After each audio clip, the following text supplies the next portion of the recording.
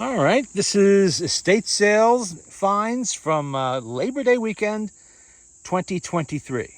This is a 1980 made Seth Thomas clock with a German movement, unknown condition, but a really nice oak cabinet.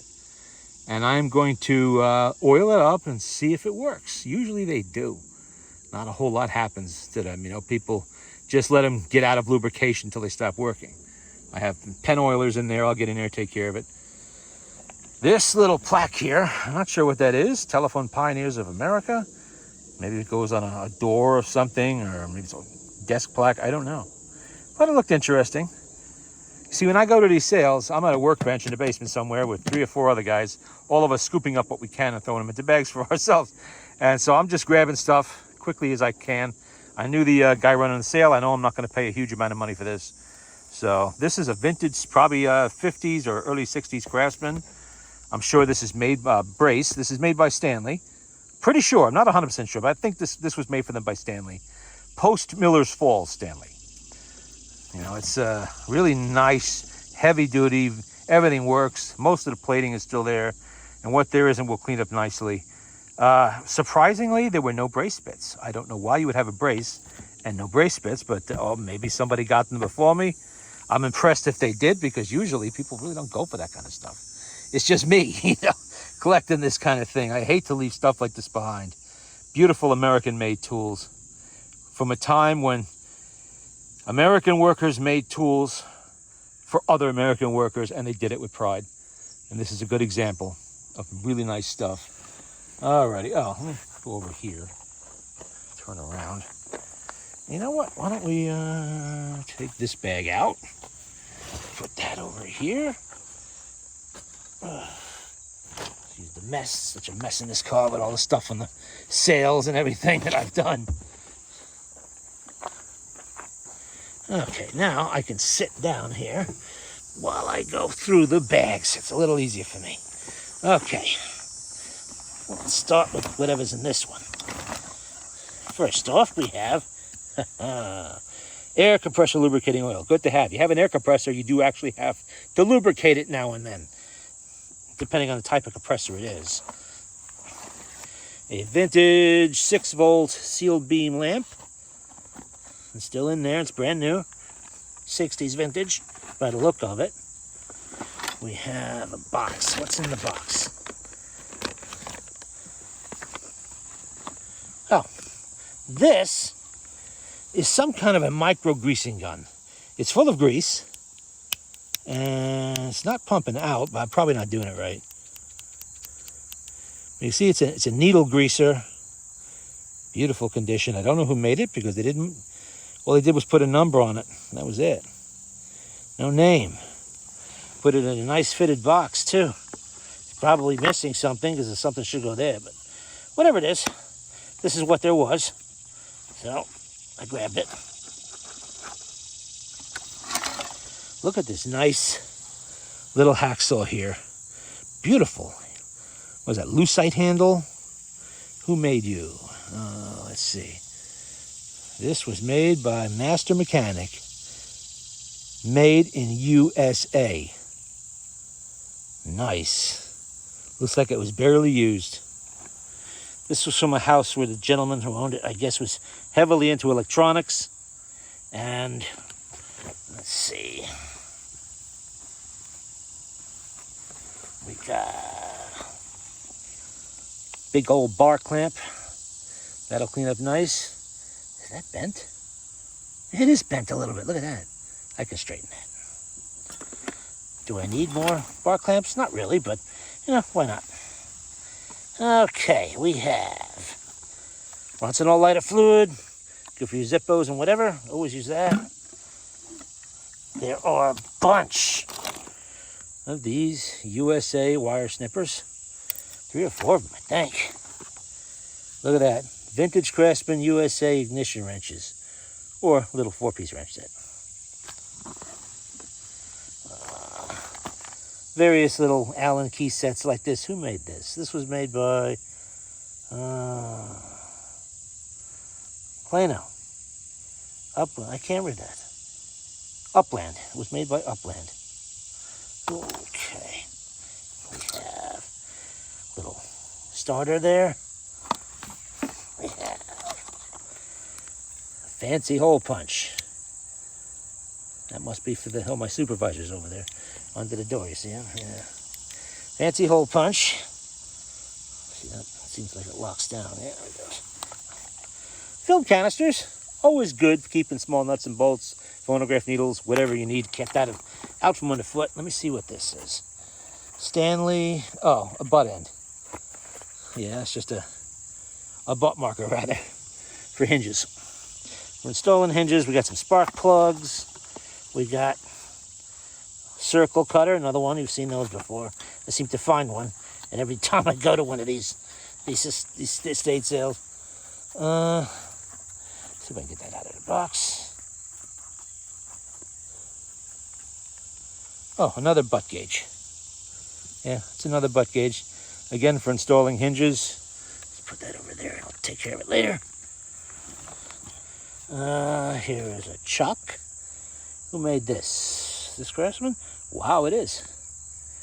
It's a vintage Craftsman chuck. Nice one, too. And it has the key.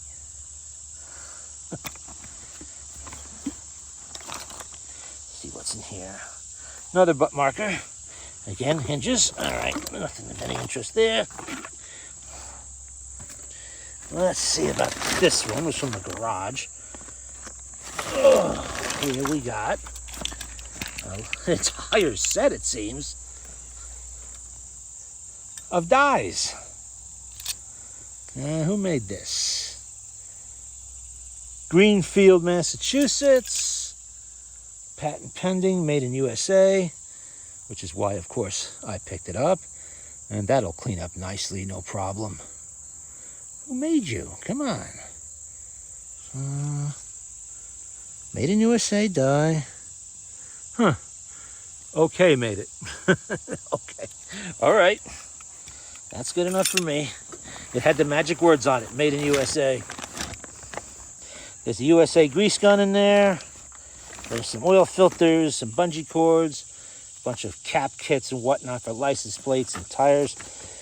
Excuse me. Some light bulbs, instruction manuals for various things. And that was pretty much it. There's a couple of clamps in the bottom of that one too, and I'm going to open it. It's heavy. This one, we have some of these boxes. This box has some kind of a stamp kit in it. I really don't know what that's for. I'll figure it out. Well, I bought it for the box, not for the contents. You know, the box is nice. It's heavy gauge. It won't close because there's so much crap in it. Heavy gauge steel. These are good for, like, put a socket set into it, maybe some small screwdrivers, some little clamps, anything little that you need to store away and keep in one place. Boxes like this are nice for that. Let's see, it's got something on it. Oh, it's a stencil kit. A U and Y stencil kit. Okay, that's good. We have some screw pilot drills. Oh yeah. We have a military flashlight, or at least it's military style. It is made in USA. GT Price Products, Los Angeles, California.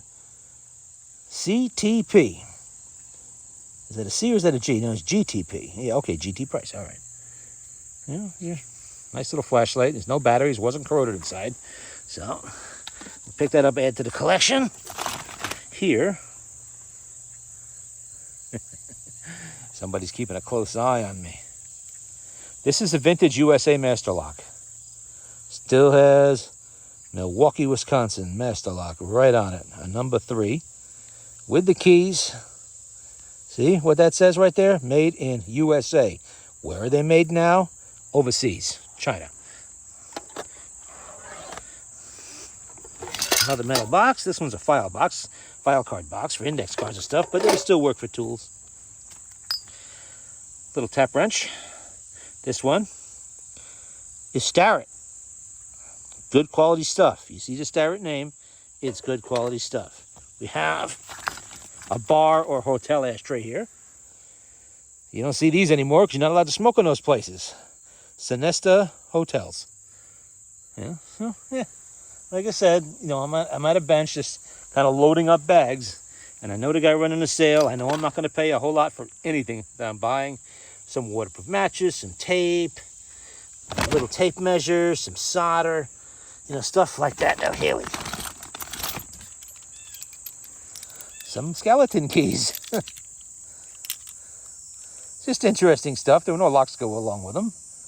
But, number 5. It's always nice to hang on the wall, Skeleton keys, old ones, they're old. And these, oh yeah. Yeah. That is a vintage sharpening stone. It's an oil stone. For your knives, everything else. And whenever I see one of these like this, I always grab it. This one is still new in the well, it's not new, but it's in the packaging, the original packaging. Very good quality stuff. Some of the stuff around today really isn't. This stuff is good quality. And I do believe in keeping my knives sharp. So, we have that. Anything else of interest in there? Just stuff, It's bits and pieces of this and that. All right, let me shuffle things around here. Oh, the last bag here. What do we got here? Oh, boy, that's heavy. Anytime I go to these sales and I see car chemicals or, stuff like that, I always, if they're good and if they're full, especially if they're sealed, I always grab them. Now, this is only half a gallon, but this stuff is pure, undiluted Prestone, the real stuff. Not that 50-50 shit that I don't like to use. Because I usually like to do my engines up a little bit stronger than 50-50. Occasionally, we do get some very cold days in winter around here. There we go. SAE 80W90. This stuff is expensive. And we go through a lot of it around here. I'm out carburetor cleaner. Oh, I'm a carburetor guy, so I'm always using that. Slick 50 brand grease. That's probably pretty... Well, how much did he pay for it? $4.99 at Bradley's. That was probably years ago. Today, you're going to pay more than that. But anytime I find a tube of grease, that's great. It goes to that grease gun over there. Always something you can use. Marble mystery oil, some paint, a bar and chain oil, some tire spray. What was this? Jack oil. As it happens, I have a Walker jack that needs some oil. And now we have it. And it's got stop leak in it too. Repairs jack leaks. And maybe it'll work. Who knows? But I'm paying like the equivalent of 25 cents for this. So why not? I'll go for it. Power steering fluid. Honda brand. That's probably pretty expensive. Dealer brand power steering fluid. I'm going to sell that to somebody. Yeah, probably for $10. There's a clamp down in there. Never have enough clamps. There's 2 or 3 more clamps scattered amongst all this stuff. I did buy a guitar. Not for me. I have no musical talents whatsoever. But a friend of mine does. He asked me to keep a lookout. I bought him a Swedish-made guitar. I don't know if that's good or not. He seemed to think it was. Sent him pictures from the sale. And he said, ooh, yeah. So I got him that. What else did I get when I was there? A coffee table for another friend of mine, which was all of $15. It was a drop leaf coffee table. I don't generally buy furniture there, but I was asked to keep a lookout, so I did. And I did manage to find that. And let me just get this out here. Okay, come on. There we go. Grease gun. Now, I know most modern vehicles, you can't grease the damn thing on them. That is something I absolutely hate because grease does not last forever, which means you're going to be replacing entire components on the front end when a few squirts of this now and then would keep it basically for the lifetime of the car. And this one, where does it say it? It does say it. I got to find it, though. Somewhere on here, there is a name. This is USA made. Maybe it's on the box. Probably is. Somewhere here. Yeah, I really don't like the foreign-made grease guns because they always let me down sooner or later. Well, I can't see it, but it is on the box. Anyway, it's full. There's a full tube of brand new grease in there, ready to go. So I will definitely make use of that.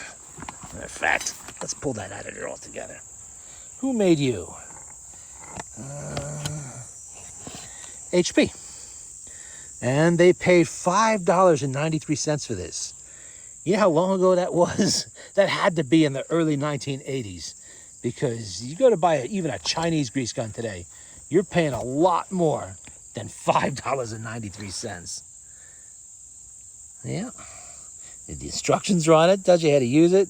I'm gonna have to get a, what do you call for this? A flexible hose on there for the head. There it is. Right there. Made in USA. Multi-load grease gun. Don't know how many grease guns I have by now, but I'm going to tell you something. It's quite a lot. Oh, yeah, there was some other stuff here too. Forgot about this. Let's put that down for a second. Files. These are nice files. And better yet, can you see it if it focuses in on it? Come on. Well, I'll tell you what that is. That's a Nicholson file. Nicholson file, USA. Now, I'm not sure if Nicholson's still around or if they're still made in the USA. I never have to buy new files. I always find them at estate sales. So I'm not really up to date on them. But these are top quality files, really good ones. This one looks like it's barely used. And Nicholson used to have a lifetime guarantee. Don't know if they still do. Obviously, if they're not around, they don't.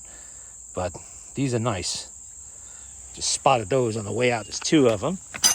And, of course, what's me going to one of these estate sales without finding at least one pipe wrench? This one is pretty beat up. Who made this? Stilson wrench. Actually, Stilson. Oh, no. Walworth. It's a Walworth. Yeah, Walworth made this for Stilson. Stilson pattern. Now, what happened to this? They bent the heck out of it. Look at that. They bent the collar right there. Pretty good, too. I'm going to try to straighten that out. And I'll probably be able to, and the rest of this will clean up. Even if I couldn't straighten it out, you could still use this. It's perfectly usable the way it is. And it'll get all painted up nice when I'm done. Always find at least one of these. I wasn't going to leave it behind. Be thrown out for scrap and sent over to China to be made into God knows what. Is there anything else in here I was going to show you? Oh, I just dropped all the bungee cords. And believe it or not, these are USA bungee cords too. No, the rest is just generic stuff. Oil filters and... Let me take these out of here. What is this? This is instructions for a 2.5-ton jack that wasn't there. This is an owner's manual, I think, for a Midget Mark III. British Leyland, Austin Morris Limited, Long Branch, Birmingham, England. Look at that. Was just lying in a drawer. So at one time they had some cars there. Tells you everything about the car. We'll save that. I actually could have used that not long ago when I had an Austin Healey I was dealing with. There's some film canisters in there, stuff like that, because those are always useful, like I said, for nuts and bolts and small items. You know, you want to keep track of them. You put them in one of those, label it with a magic marker, and you're off to the races. Okay, that's the bulk of it for this estate sale. And we did go to a place called Mongers in Fairfield, Connecticut.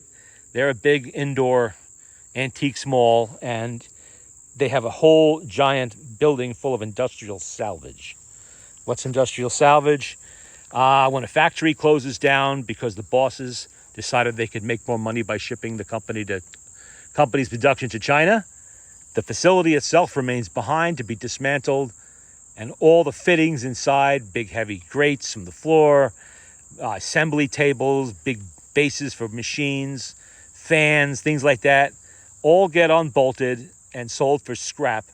And nowadays, they don't go for scrap anymore. They end up being sold as industrial salvage, where interior designers use them, you know, to do that steampunk crap in a house maybe, or just for decorative purposes, or for people to use it, like an assembly table. It's a big, big, heavy table. But I tell you what, that's the most awesome workbench in the world. You know, if you can get it into your house. Yeah, they're great. And you can get it at a place like that for a few $100. Now, the antiques were all full retail. They're for city slickers coming out, to, you know, looking for doing an antiquing Sunday or whatever. And they pay top dollar for everything because they think anything old is worth a fortune. I know better because I buy my stuff the same place they do. Flea markets and estate sales. And I pay flea market and estate sale prices. So when I go in there and I see something for 3 times what I would pay at the flea market or whatever, obviously I'm not going to buy it, no matter how cool it is. Let the idiots buy that, not me. And what else do they have there? They have things like bathtubs, old clawfoot bathtubs, big trolley carts, signs, lots of signs, little trays and toolboxes, a lot of nice stuff. But of course, I don't need any of that. I was actually there with a friend of mine. He was looking for doors. Of course, they had a lot of doors too, but not the ones he was looking for. And then it kind of got a little hot, and I was getting a little tired out, so we called it a day after that. And today is going to be another hot one for September. It's going to be near 90, maybe even, it might even crack 90 today. It will tomorrow for sure. But there you go. Until the next sale, that will do it.